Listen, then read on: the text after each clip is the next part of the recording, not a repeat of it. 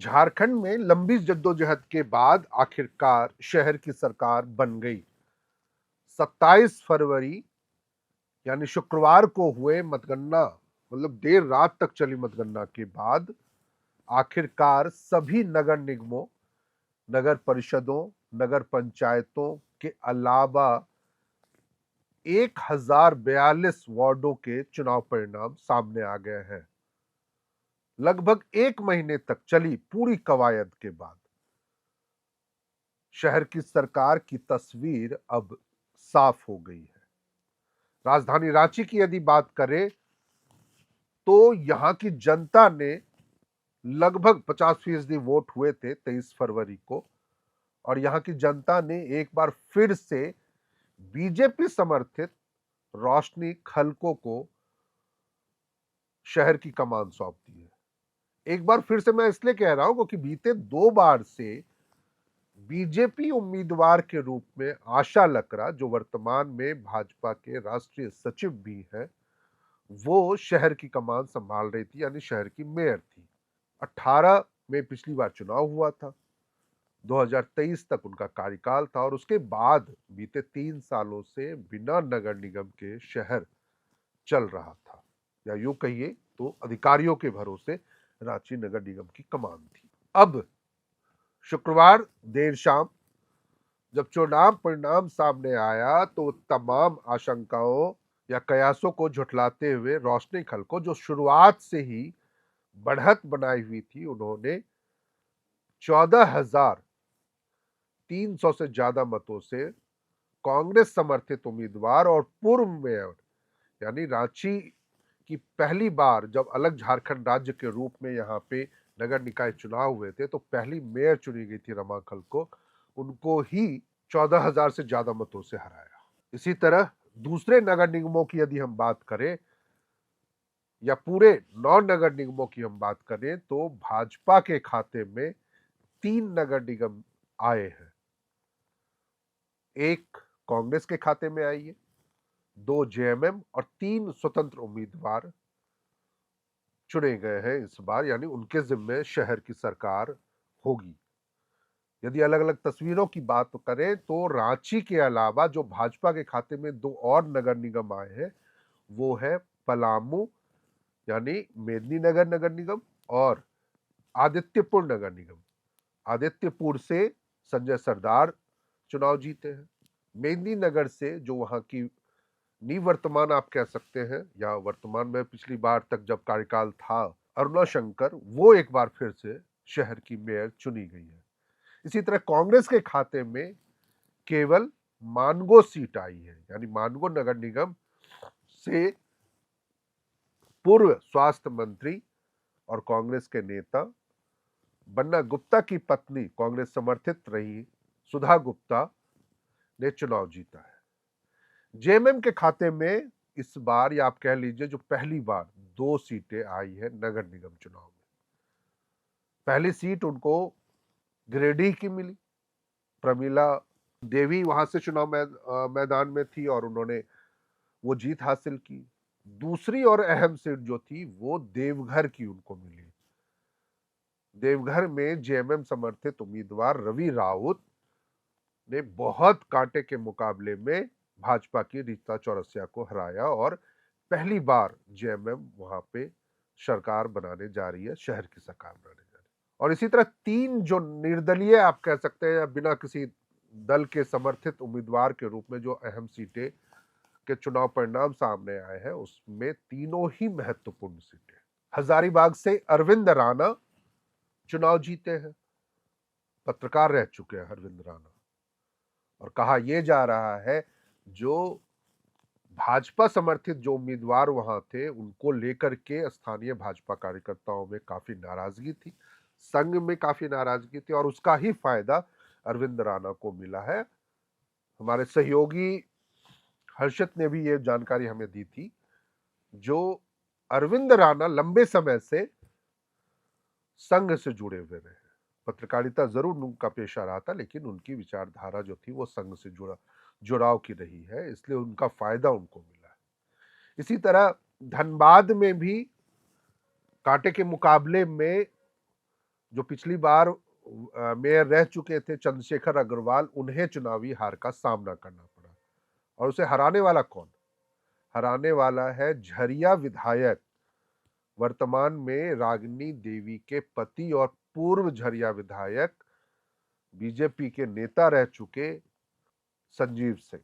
यानी विधानसभा में प्रतिनिधित्व झरिया का होगा पत्नी के द्वारा और शहर की सरकार के रूप में कमान संभालेंगे संजीव सिंह।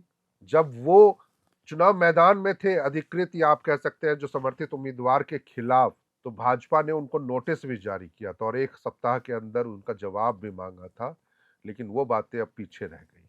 अब तो शहर की कमान भी उनके हाथ में होगी। उम्मीद यही की जा सकती है जो पार्टी भी उन्हीं के साथ अब खड़ी नजर आएगी। और तीसरा एवं महत्वपूर्ण जो सीट इंडिपेंडेंट के खाते में गई है वो है चास नगर निगम का, जहां से वर्तमान में जो पिछली बार तक मेयर रह चुके थे भोलू पासवान, वो एक बार फिर से चुनाव जीतने में कामयाब रहे और उन्होंने नजदीकी मुकाबले में भाजपा समर्थित अविनाश कुमार को मात दी है। इसी तरह यदि हम बात करें नगर पंचायत और नगर परिषदों की, नगर परिषद 20 सीटों का था, यानी 20 अलग अलग नगर निकायों में थे। उसमें भाजपा के खाते में 3 सीटें आई हैं, केवल 3। कांग्रेस के खाते में 2 सीटें आई हैं, जेएमएम के खाते में 4 सीटें आई हैं और 11 इंडिपेंडेंट यानी बिना समर्थित जो निर्दलीय उम्मीदवार थे उनके खाते में वो सीटें गई हैं। नगर पंचायत 19 सीटों पे चुनाव हुआ था, जिसमें से भाजपा के खाते में 6 सीटें आई हैं। कांग्रेस को इस बार किसी भी नगर पंचायत में मौका नहीं मिला। जेएमएम को 4 सीटें मिली और 9 सीटों पर इंडिपेंडेंट चुनाव जीते हैं। यानी पूरे 48 नगर निकायों की गणना यदि हम करें तो भाजपा के खाते में 12, कांग्रेस के खाते में 3, जेएमएम के खाते में 10 और 23 सीटों पे यानी लगभग आधी सीटों पर इंडिपेंडेंट की जीत हुई है। अब सवाल उठता है जब शहर की सरकार बन गई तो आगे क्या? 3 महत्वपूर्ण सवाल जिससे पूरे अगला 1 महीना आप कह सकते हैं, मार्च का महीना जो होगा वो ये तमाम नगर निकाय जूझते नजर आएंगे।